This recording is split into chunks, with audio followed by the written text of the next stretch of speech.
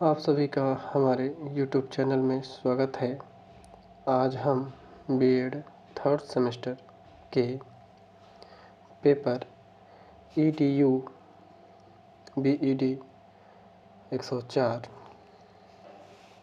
Contemporary India and education का answer की लेकर आए हैं, जिसमें आप लोग अपने प्रश्नों के सही उत्तर की जांच कर सकते हैं। आइए देखते हैं प्रश्न संख्या 1। प्रश्न संख्या 1 है, NEP 2020 के अनुसार ECCE का पूर्ण रूप क्या है?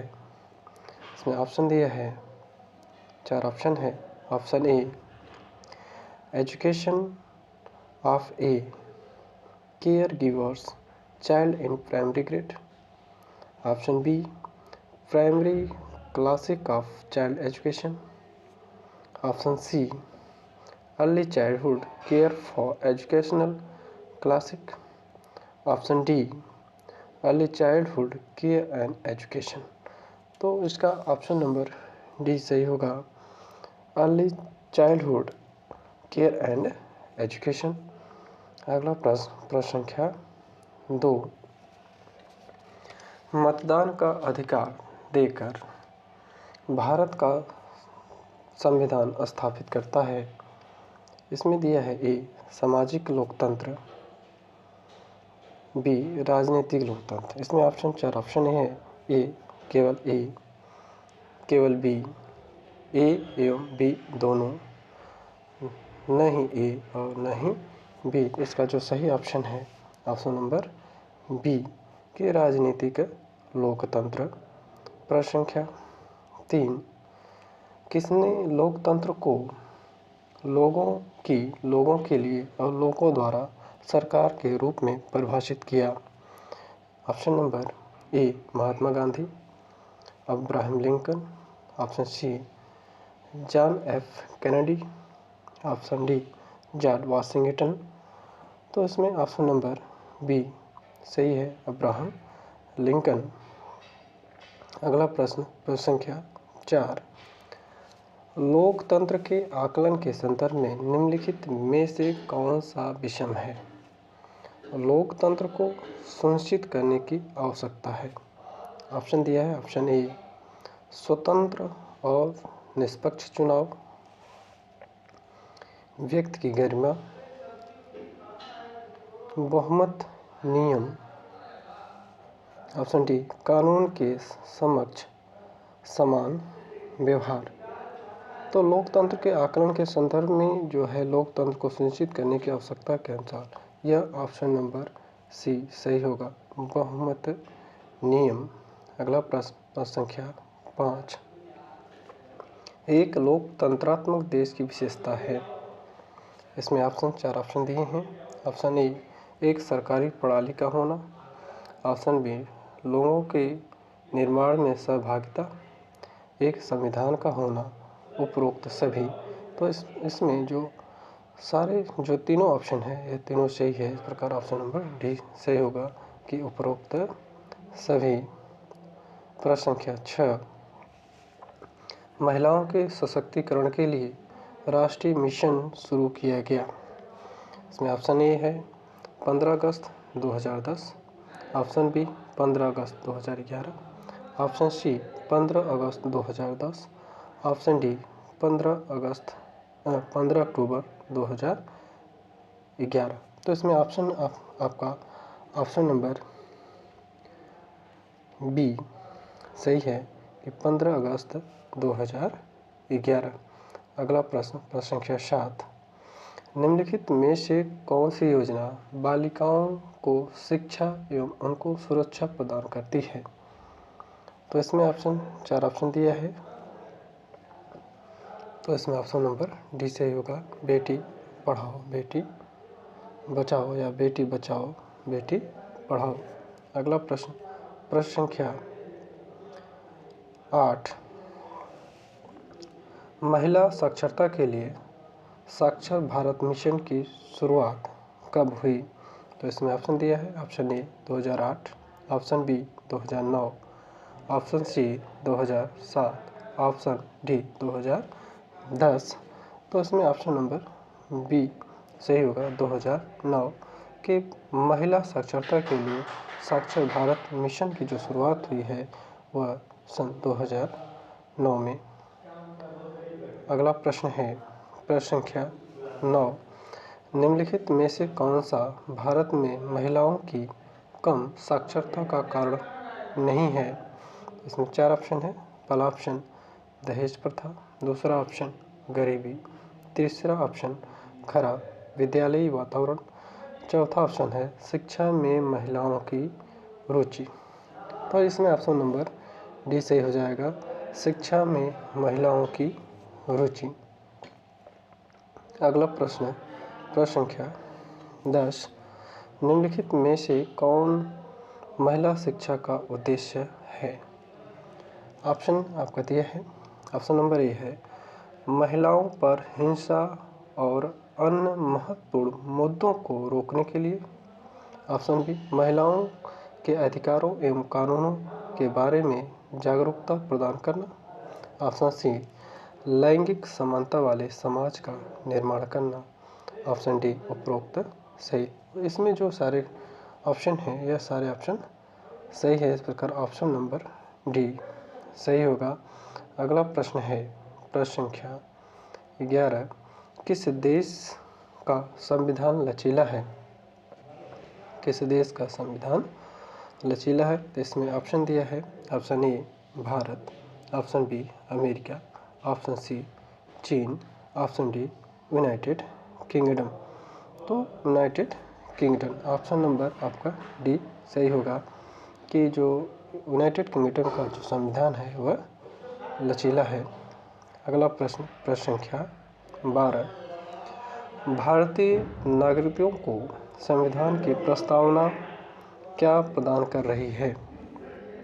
इसमें ऑप्शन है। ऑप्शन नंबर ए आय और अवसर, ऑप्शन बी समानता और अवसर, ऑप्शन सी न्याय और रोजगार, ऑप्शन डी आय और रोजगार।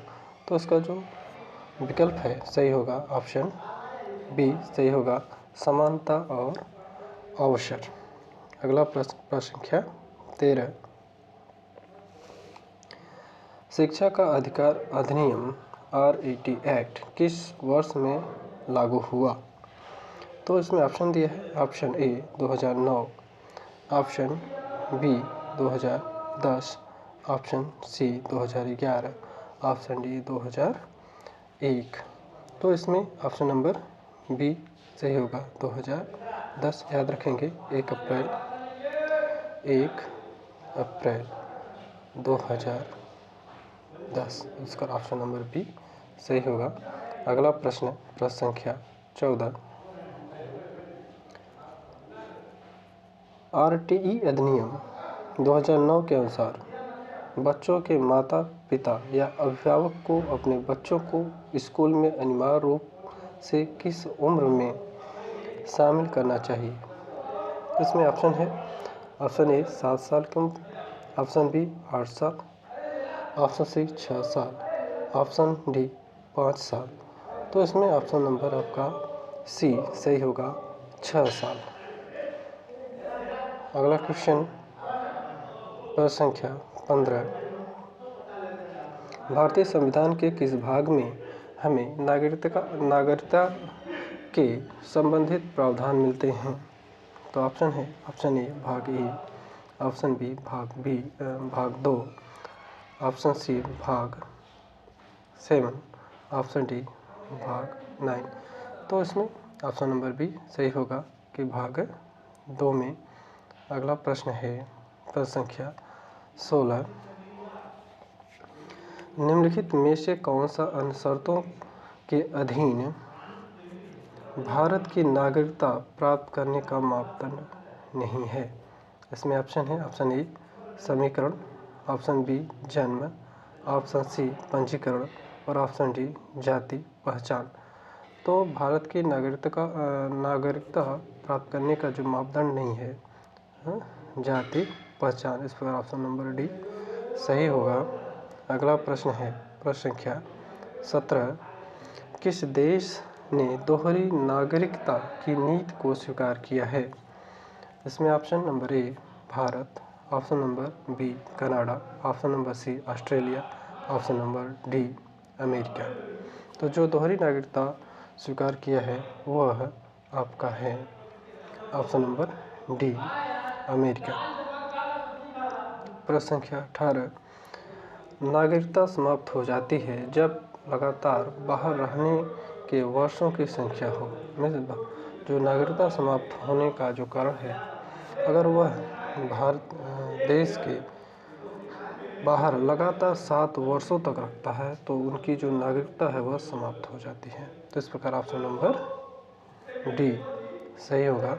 अगला प्रश्न है प्रश्न संख्या 19, निम्नलिखित में से देश की एकता बनाए रखने के लिए जिम्मेदार है? तो इसमें 4 ऑप्शन है। ऑप्शन ए राष्ट्रीय एकता परिषद, ऑप्शन बी अखिल भारतीय विकास परिषद, ऑप्शन सी अखिल भारतीय संघ, ऑप्शन डी छात्रों का राष्ट्रीय संघ। तो देश की एकता बनाए रखने के लिए जो जिम्मेदार है वह राष्ट्रीय एकता परिषद, ऑप्शन नंबर ए सही होगा। अगला प्रश्न प्रश्न संख्या 20, प्रश्न संख्या 20 है भारत राष्ट्रीय एकता दिवस डैश को डैश की जयंती मनाया जाता है। तो इसमें जो है ऑप्शन 4 ऑप्शन है। 4 ऑप्शन में से पहला ऑप्शन है 11 अक्टूबर पंडित JL Nehru, Pandit Jawaharlal Nehru, option B 19 नवंबर इंदिरा गांधी, ऑप्शन सी 13 नवंबर लाल बहादुर शास्त्री, 31 अक्टूबर महात्मा गांधी। तो इसमें ऑप्शन नंबर आपका बी सही हो जाएगा कि राष्ट्रीय एकता दिवस 19 नवंबर इंदिरा गांधी की जयंती पर मनाया जाता है। इस प्रकार ऑप्शन नंबर बी सही होगा। अगला प्रश्न है प्रश्न संख्या 21, सांप्रदायिक सद्भाव के लिए राष्ट्रीय फाउंडेशन NFCH की स्थापना कब की गई थी? तो NFCH की जो स्थापना है वर्ष दिया है इसमें ऑप्शन के रूप में option A 1960, option B 1970, option C 1992, option D 2002। तो NFCH की जो स्थापना हुई थी वह है आपका 1992, फिर ऑप्शन नंबर सी सही होगा। अगला प्रश्न है प्रश्न संख्या 22, निम्न में से किसी ऑपरेशन ब्लैक बोर्ड परियोजना शुरू की थी? इसमें ऑप्शन है ऑप्शन में राष्ट्रीय शिक्षा नीति 1986, सर्व शिक्षा अभियान 2002, ऑप्शन सी शिक्षा नीति 1968, ऑप्शन डी राष्ट्रीय शिक्षा नीति 1994। तो इसमें ऑपरेशन ब्लैक बोर्ड परियोजना जो शुरुआत की थी वह राष्ट्रीय शिक्षा नीति 1986, ऑप्शन नंबर ए सही होगा। अगला प्रश्न है प्रश्न संख्या 23, राष्ट्रीय शिक्षा नीति 2020 के अनुसार अधिगम डैश होना चाहिए। ऑप्शन है 4 ऑप्शन। ऑप्शन ए विषय वस्तु अभिमुखी, ऑप्शन बी पाठ्य पुस्तक केंद्रित, ऑप्शन सी प्रयोगात्मक, ऑप्शन डी व्यवहारात्मक। तो राष्ट्रीय शिक्षा नीति के अनुसार जो अधिगम है वह होगा प्रयोगात्मक। इस प्रकार ऑप्शन नंबर सी सही होगा। अगला प्रश्न प्रश्न संख्या 24, NEP 2020 किस पर बल देती है? नेशनल पॉलिसी ऑफ एजुकेशन जो है बल किस पर देती है? ऑप्शन दिया है ऑप्शन ए परीक्षा के लिए पढ़ना, स्मरण अधिगम शिक्षा, अभ्यास और ड्रिल या वैचारिक समझ। तो NEP 2020 बल देती है वैचारिक समझ पर। इस प्रकार ऑप्शन नंबर डी सही होगा। अगला प्रश्न संख्या 25 है कि राष्ट्रीय शिक्षा नीति 2020 किसकी सिफारिश करती है? इसमें ऑप्शन है ऑप्शन नंबर ए बहुभाषावाद, एक भाषावाद, ऑप्शन बी ऑप्शन सी पाठ्यक्रम की मानकीकरण, ऑप्शन डी आकलन का मानकीकरण। तो राष्ट्रीय शिक्षा नीति 2020 जो सिफारिश करती है बहुभाषावाद की, तो इस प्रकार ऑप्शन नंबर ए सही होगा। अगला प्रश्न है प्रश्न संख्या 26। निम्नलिखित में से कौन सा सुधार NEP 2020 में शामिल किया गया? इसमें ऑप्शन है, ऑप्शन ए समान और समावेशी शिक्षा, ऑप्शन बी सभी स्तरों पर सार्वभौमिक पहुंच सुनिश्चित करना, ऑप्शन सी नई पाठ्यचर्या को शैक्षणिक संरचना 5+3+3+4, ऑप्शन डी उपरोक्त सभी। तो इसमें जो तीनों ऑप्शन है यह तीनों सही है, इस प्रकार ऑप्शन नंबर डी सही होगा। अगला है प्रश्न संख्या 27। वर्धा योजना निम्नलिखित में से किस नेता से संबंधित है? वर्धा योजना याद रखेंगे, वर्धा योजना जो है महात्मा गांधी से संबंधित है। ऑप्शन दिया है इसमें, option A Jawaharlal Nehru, option B Bal Gangadhar Tilak, option C Mahatma Gandhi, option D Swami Vivekananda. तो वर्धा शिक्षा जो योजना है वह महात्मा गांधी जी से संबंधित है, इस प्रकार ऑप्शन नंबर सी सही होगा। अगला प्रश्न संख्या 28। शिक्षा के सार्वभौमिकरण का चरण निम्नलिखित में से कौन सा है? सार्वभौमिकरण का चरण निम्नलिखित में से कौन सा है? इसमें चार ऑप्शन है। ऑप्शन ए व्यवस्था की सार्वभौमिकता, ऑप्शन बी प्रवेश की सार्वभौमिकता, ऑप्शन सी स्थिरता की सार्वभौमिकता और ऑप्शन डी उपयुक्त सभी। तो इसमें जो तीन ऑप्शन है तीनों सही है, इसका ऑप्शन नंबर डी सही होगा। अगला प्रश्न संख्या 29। मुदालियर समिति का गठन किसके आदेशानुसार किया गया? तो चार ऑप्शन है, चार ऑप्शन पहला है प्रधानमंत्री के आदेश पर, ऑप्शन बी शिक्षा मंत्री के आदेश पर, ऑप्शन सी केंद्रीय शिक्षा सलाहकार बोर्ड के आदेश पर, ऑप्शन डी प्रांतीय शिक्षा सलाहकार के बोर्ड पर। तो मुदालियर आयोग समिति का जो गठन है वह केंद्रीय शिक्षा सलाहकार के बोर्ड पर किया गया था, तो इस प्रकार ऑप्शन नंबर सी सही होगा। अगला प्रश्न है भारत में आधुनिक शिक्षा का जन्मदाता किसे कहा जाता है? तो इसमें चार ऑप्शन है। Option A Charles Grant, option B Clive, option C Bentinck, option C Cornwallis. तो इसमें जो आधुनिक शिक्षा की जो जन्मदाता है वह बैंटिंग है, इस प्रकार ऑप्शन नंबर सी सही होगा। अगला प्रश्न संख्या 31। भारतीय विश्वविद्यालय आयोग की नियुक्ति किस सन में हुई थी?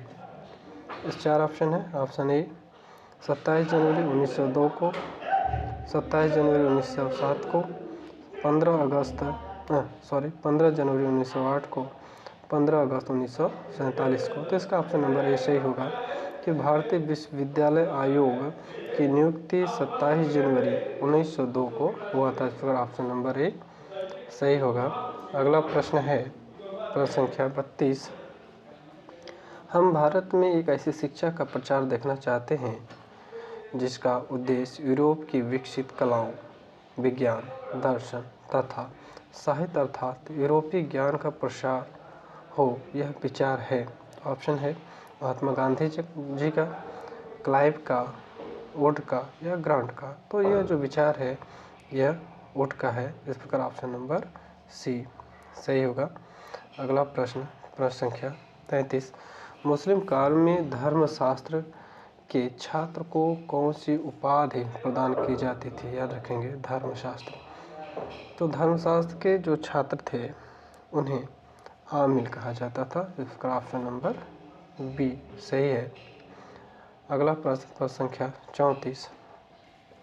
भारत में मुस्लिम शिक्षा का उद्देश्य था, याद रखें कि मुस्लिम शिक्षा का उद्देश्य था। ऑप्शन चार ऑप्शन है अध्यात्म का विकास करना, चरित्र का निर्माण करना, इस्लाम धर्म का प्रचार प्रसार करना, इसमें से कोई नहीं। तो मुस्लिम कालीन शिक्षा का जो मुख्य उद्देश्य था इस्लाम धर्म का प्रचार करना, ऑप्शन नंबर सी सही होगा। अगला प्रश्न है बौद्ध काल में बालक शिक्षा समाप्ति के बाद जब मठ त्यागता था तो कौन सा संस्कार होता था? तो बौद्ध काल में जब बालक मठ त्यागता था तो उसे उपसंपदा संस्कार कराया जाता था। इस प्रकार ऑप्शन नंबर बी सही होगा। अगला प्रश्न है प्रश्न संख्या 36। बौद्ध शिक्षा का प्रधान उद्देश्य था। बौद्ध कालीन शिक्षा का जो प्रधान उद्देश्य था वह क्या है? इसमें ऑप्शन है जीवन में कैवल्य प्राप्ति, मरने के बाद स्वर्ग प्राप्ति, मोक्ष की प्राप्ति। ऑप्शन नंबर डी है जीवन से निर्वाण की प्राप्ति। तो जो बौद्ध कालीन शिक्षा है उसका जो उद्देश्य था जीवन में निर्वाण की प्राप्ति करना। इस प्रकार ऑप्शन नंबर डी सही होगा। अगला प्रश्न है प्रश्न संख्या 37। सर विलियम हंटर निम्न में से किस आयोग के अध्यक्ष थे? निम्न में से किस आयोग के अध्यक्ष थे? तो इसमें 4 ऑप्शन है मुदालियर कमीशन, भारतीय शिक्षा आयोग, भारतीय विश्वविद्यालय आयोग या कोठारी आयोग। तो सर विलियम हंटर जो थे वो भारतीय शिक्षा आयोग के अध्यक्ष थे। इस प्रकार ऑप्शन नंबर बी सही होगा। अगला प्रश्न है